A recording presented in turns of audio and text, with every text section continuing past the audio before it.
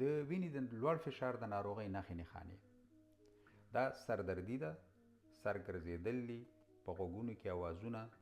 همدارنګه د پوزې نه وینه راځي د بعضې ناروغانو، دوه شیان ویني، همدارنګه د بعضې ناروغانو په سترګو باندې خړه راځي او د سینې درد او داسې نورې ډېرې نښې نښانې لري. که چیرته یو ناروغ دا ډول نښې نښانې پکې ولیدل شي باید سملاسي ډاکټر ته ولاړ شي. خو بعضې ناروغان داسې دي چې هغې هیڅ نښې نښانې نه لري اما فشار یې ډېر زیات لوړ وي چې دا ډول ناروغان خراب ناروغان دي، ځکه چې دی نښې نښانې نه لري نو ډاکټر ته نه ځي. د وینې د لوړ فشار د ناروغۍ نښې نښانې دا سردردي ده، سر ګرځېدل دي، په غوږونو کې اوازونه، همدارنګه د پوزې نه وینه راځي د بعضې ناروغانو، دوه شیان ویني، همدارنګه د بعضې ناروغانو